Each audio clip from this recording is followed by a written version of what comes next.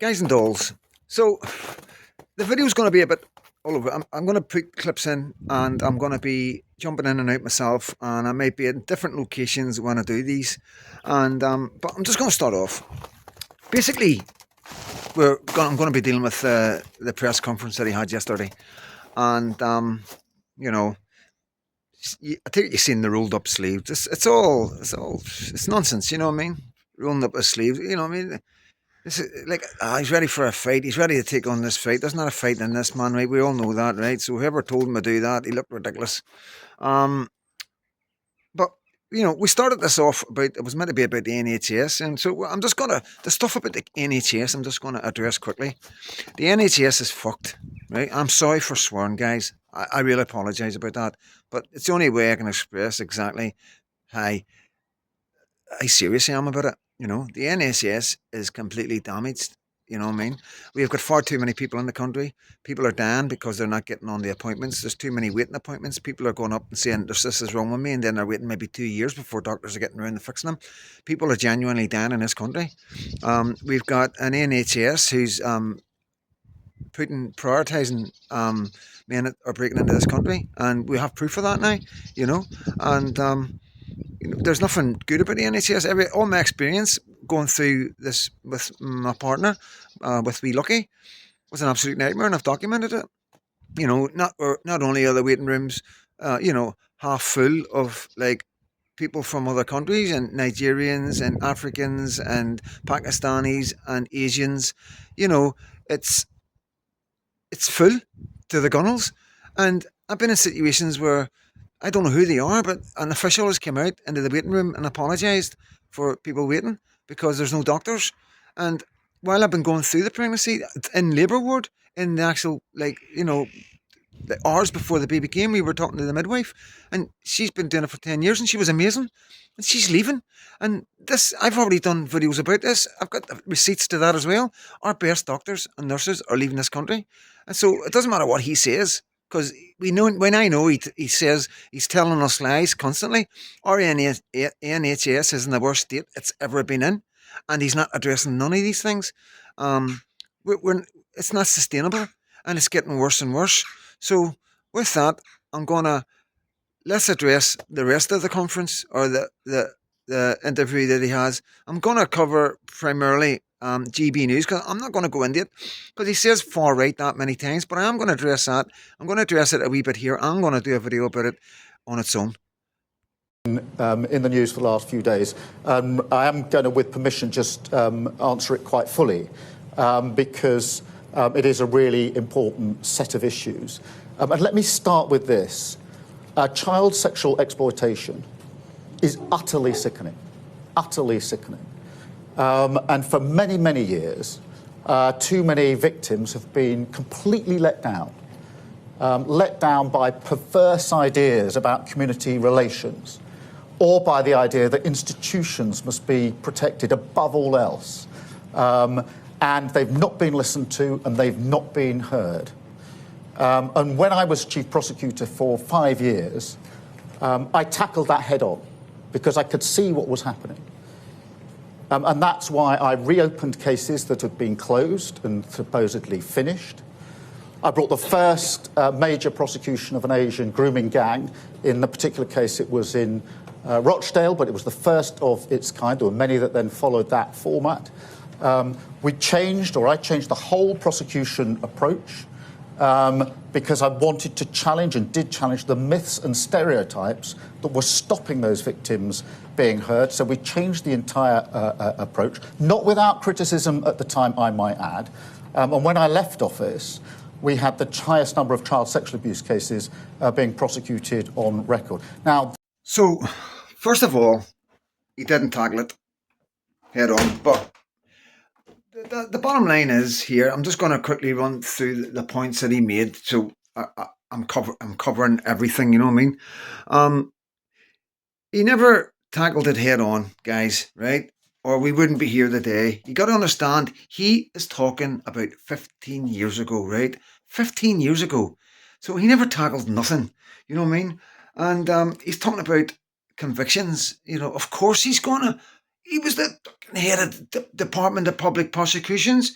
Of course he's going to have convictions of these guys. Trust me, if there wasn't at least one or two, we'd all be raising, he wouldn't be where he is today. So he's done a token. We know that's a token. So far he hasn't told us anything we don't already know. And, you know, the myths, the stereotypes, they're the ones that have been pushing the myths and the stereotypes. How many times did he say far right? If you want to talk about myths and stereotypes, let's start with the myth of the far right, you know. It's clear why these men are getting away with it, you know. And there's some shocking facts that come out as well. So there is, guys. And, you know, he says the highest on record. Now, this is important. Of course, it's the highest on record. Remember what we're talking about here, guys? We're talking 15 years ago. We're talking when this all started. We're talking about when Labour pushed this irregular immigration. You understand? This is when our children started being attacked on a mass scale. Of course, what he says is true, you know, but think about it. That was then. This is now. That record is not secret. As a public servant, it's there for all of you or everybody to see. That laugh. Did you notice that laugh when he said that? It's on public. It's on public record. It's there for everybody to see. Can you understand what he's saying? Yes, we're not disputing that you had like a couple of convictions. We know you were the Department of Public Prosecutions. What we're saying is you didn't do anywhere near enough. In fact, you worked against these girls. You worked against the survivors. You worked against trying to get justice for these children. This is what everybody's saying. This is what we have proof of.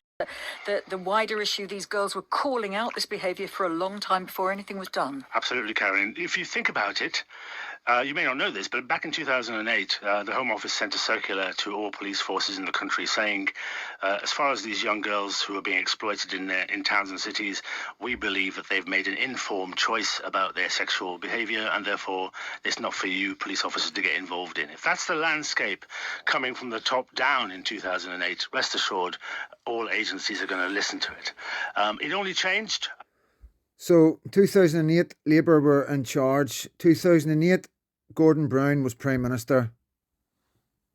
Stop coming out with, yeah, look, you've got evidence. I did bring convictions. Yeah, we know you brought convictions. You didn't bring enough convictions. I also called for mandatory reporting of child sexual abuse.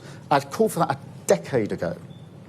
The Tories did nothing about that for those 10 long years, including when the J report came out nearly 3 years ago now. Stop blaming the Tories. You did nothing. Yous all did nothing. The only reason you're doing something now is because Elon Musk in America has exposed your sins. Central plank, mandatory reporting, still hasn't been done. We're going to do it. But let's just to bring it in closer, and I will answer you on Chess Phillips in particular, because those that are spreading lies and misinformation. The only person spreading, or the only people spreading misinformation and lies right now are the Labour Party and yourself, Keir Starmer. We've got the receipts to everything we say. We've got the proof, we've got the videos, we've got it all logged on social media going back years and years and years. Nobody is spreading misinformation from our side. The only people spreading misinformation is yourselves by telling everybody there's loads of far right everywhere. When I've been looking really, really hard, I can't find anyone anywhere that's far right. As far and as wide as possible. They're not interested in victims. They're interested in themselves. Those who are cheerleading Tommy Robinson, not interested in justice. They're supporting a man who went to prison for nearly collapsing a grooming case, a gang grooming case. These are people who are trying to get some kind of vicarious thrill from street violence that people like Tommy Robinson promote. So, guys and dolls, I'm a Tommy Robinson cheerleader. Are you? Good. And, you know, everything he just said there was absolute lies.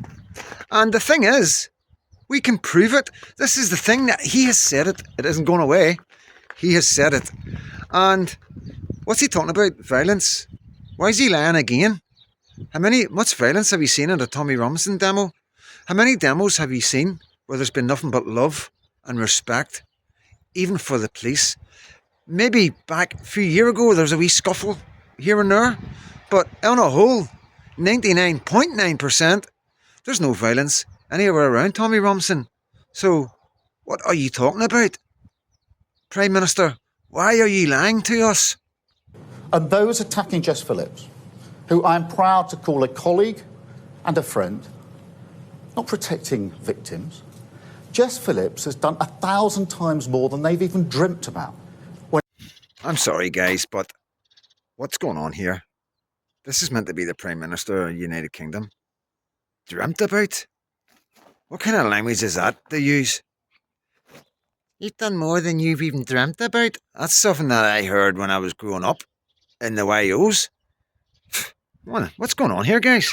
When it comes to protecting victims of sexual abuse throughout her entire career. And so just as I took on the criminal justice system and the institutions when I was chief prosecutor, I'm prepared to call out this for what it is. We've seen this playbook many times, whipping up of intimidation and threats of violence, hoping that the media will amplify it. Now, Jess Phillips does not need me or anybody else to speak on her behalf. So what are you doing right now? Doesn't make any sense. But when the poison of the far right leads to serious threats to Jess Phillips and others, then in my book, a line has been crossed. Like I say, I am going to do something about the far right. Like I say, I can't find them. I've looked everywhere. And I'm really going to have to deep dive this because they must be somewhere. They have to be somewhere. Have you got far right around yous? Could you just point some of them out to me? Like, I know we get the odd ones, you know what I mean? You know, you still got the National Front jumping about and the BNP, I'm sure they're still jumping about. But do you know anybody that's in any of them? Any of my followers? I don't know anybody. I don't know anybody that's far right, you know. But maybe it must just be down in London he's talking about. I don't know. Somebody from London, is there far right down there? I enjoy the cut and thrust of politics, the robust debate that we must have. But that's got to be based on facts and truth, not on lies. You know, he's right as well. The truth is coming out. But it's not the truth he wants to come out. He's wanting his truth to come out, which is mostly misinformation and the lies. So, yes, the truth will come out. We're going to make sure of that. Not on those who are so desperate for attention that they're prepared to debase themselves and their country. So this government will get on with the job of protecting victims, including child sexual abuse. Right, I'm not going to laugh because it's not a laughing matter, right? But you're going to get on with the job. What job? What, protecting our children? What, 1,400 children in one city? 50 cities? Still going on, 2025? More guys are out there survivors having to face their perpetrators because you couldn't even get convictions. 10%, if not less, have actually been convicted. 10%, if not less, survivors have actually been found. What are you talking about? You have done absolutely nothing for the children of this country. So don't pretend and stand there and lie to us that you've been doing something. You've been doing nothing. The only reason you're doing this is, like I say, because Elon Musk and America have called you right out. Mandatory reporting, accelerating the processes. But what I won't tolerate is this discussion and debate based on lies without calling it out. What I won't tolerate is politicians jumping on the bandwagon simply to get attention when those politicians sat in government for 14 long years, tweeting, talking but not doing anything about it. Now so desperate for attention that they're amplifying what the far right is saying. So now the politicians are amplifying what the far right are saying. So now the politicians must be all far right. Anybody that disagrees with you, Mr. Starmer, is just far right. Anybody that wants to protect their children, oh, they're just far right. Anybody that doesn't like irregular, illegal immigration, terrorists, really, really bad men, the worst men from around the world that other Muslim countries are kicking out of the country, that are coming in here and getting hotels while our men are sleeping, our ex-soldiers are sleeping on the street, are far right. We're just all far right, aren't we? So that's what I say about Jess Phillips. Chris Hope. Chris Hope, GB News, and I must ask also about the grooming gang scandal. Critics will say it's not a far-right bandwagon issue, Prime Minister. So, at last, it's not a far-right issue. Not going to like that, is he? ICSA report looked at just 6 towns where grooming gangs were operating.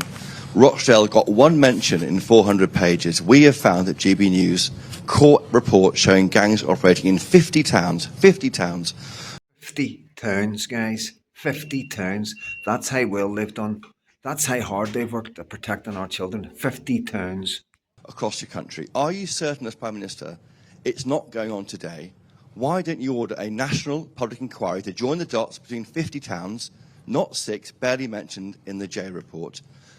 Are you afraid it might expose failings as your role as a DPP? And that's why Elon Musk says, were you complicit in the rape of Britain? You have not. To go after the far right on this does not go to the heart of the problem. No. Look, Chris, look. So, guys and dolls, I'm in the hospital, ready to get my scan, and I just want you to pay close attention to our Prime Minister. I want you to pay close attention here. The way he speaks, I want you to look at what he's saying. Why is he saying the things that he's saying? If you look very closely and think about it, I think you'll know where I'm coming from, but I will explain what I think after this bit. On my record, I think you were actually covering crime when I was DPP. You were quizzing me at the time for The Telegraph as the crime correspondent, I think for the entire 5 years, if I'm right. And quite rightly too, I'm not complaining in the slightest. But you looked at my record for 5 years with me as I was doing the job, facing your questions. You've got access to all of the materials, so in a sense you can look at it. I've set out what I did. I actually changed the system because I could see some of the things that were going wrong. I wasn't prepared. Unlike some Tory politicians, I'm not tweeting about it or talking about it. I got on with changing it. In relation to the... Right, guys, so it doesn't make any sense. Imagine saying that to a reporter, but you know what I did. You were there, remember? You've seen the reports, and I don't mind you doing that, but you were the one, and it's all their fault. It's all the Tories' fault. You understand what I'm saying? I've came across people like that in my life, and the people that come across speaking like that to me have been guilty. That's what guilty men. That's the way guilty men get on. That's my experience in life, guys. Let's carry on. Serious point you do make, because this is the victims here suffered terrible abuse, unthinkable, unspeakable, genuinely sickening abuse. Yes, we know. Tommy Robinson's been trying to tell us all this for the last 15 years, and you lot have been trying to silence him. And then they weren't listened to. That has to be taken seriously. We have to do everything we possibly can to make sure that never happens again. That's why I made the changes I did within criminal justice. Among the reasons I came into politics was because I felt that it couldn't all be done within the criminal justice sphere alone. It had to be done more broadly. On the question of this sort of call for an ever-increasing number of reviews, there have been a lot of reviews, including localised reviews. Including into Oldham, for example. The Mayor of Manchester did his review, and the They've stopped reviews, inquiries, public inquiries. That's what we need. But you won't let us in Oldham. And who was the Lord Mayor or whoever was in charge of Oldham back then? Who have you got looking into these things? We need independent inquiries from people outside these areas. Yous aren't letting us do it. Yous are hiding it. Yous are all hiding it. report was intended to look at the different types of exploitation that went on. It was a comprehensive review. What Professor Jay said was really important there, and because I completely agree, which is this doesn't need more consultation. It doesn't need more research. It just needs action. It needs action. Men need deported. We need to take action. We need to stop these men from ever harming another girl in this country. You need to do what you should have done 15 years ago, but you're never going to do it. You'll never do it. And more of our children are going to suffer, and your words mean nothing to us. There have been many, many reviews, this constant asking for a further review. No stone should be left unturned. But frankly, it's time for action. Get on with it. Why didn't the last government implement the J requirements? Got to answer that question. Answer this question. Why are you scared of reviews? I'll tell you exactly why you don't want any inquiries, because they're going to blow the lid right off your involvement in all this. That's why you're sitting there repeating over and over again, why do we want inquiries? Oh, we don't need inquiries, we need action. Yeah, we need action, we need action, we need public inquiries, we need independent inquiries, we need to get to the bottom of who's responsible, and then we need to punish those in high up positions who let our children suffer. The police, the social work and the government need to be held accountable for the absolute horrors and the way you have turned away from our children when they needed you most. For 10 years we've had reviews and reports. Did they act? No. They're now tweeting and talking about what they think should have been done. I've got some pretty basic questions to answer in relation to that, in my view. Thank you very much, Chris. Let me go back to... So guys, that's the end of the video, and that's me leaving the hospital. So basically the problem we've got with Starmer right now is he's not going to deport anybody, and we're going to keep on getting foreigners into this country, and they're going to keep on doing things to our children because they know they got the protection of the Labour government, and they got the protection for the next 4 or 5 years unless we do something about it. Labour are not going to save our kids. Labour have not got the stomach or the strength to do what needs to be done, to make the big hard decisions, and they're going to blubber and they're going to bluster, and he's going to stand there with his shirt sleeves rolled up, talking absolute nonsense, thinking that we're all stupid. Anybody with any sense can see through this. The problem is with stupid people, they don't know how stupid they actually look. But everybody can see, hi, every time this man speaks, all he does is reassure us that he's not the man for the job. This has just been a reaction. I don't have the answers. All I'm trying to do is do videos for my followers who feel exactly like I do. And if this brings a bit of comfort, simply by letting you know that you're not the only people thinking these things and you aren't on your own, then that's all that matters. Because right now, it's quite scary knowing what's going on and feeling that you're the only one thinking and feeling these things. Please believe me guys, you're not on your own. The whole nation is feeling and thinking this. The problem we've got is that the government are trying to silence us all. The only people that are speaking the way, against us is the government. It's a very small, minute part of our society. The problem is they've got the loudest voices and they're able to quieten and silence our voices. So, yes, we are at risk. Yes, we have got problems, but we are going to solve these problems by not being afraid to say the things that need to be said, and by not being afraid to call our government out. And if we don't get what we want through social media, we will come onto the streets. We will bring Great Britain to a standstill if that's what it takes to save our children. Thank you guys. I'm Freedom Dad. I'm outside the hospital, just had my scan done and gotta wait for the results. So fingers crossed, it's all good. If not, I've got another battle to fight, but that's not a problem. I'm fighting all my life. All my love, God bless. If you enjoyed my content, please give us a wee like. And if you want to see more of it, give me a wee subscribe and I'll pop up on your home screen. Thank you very much.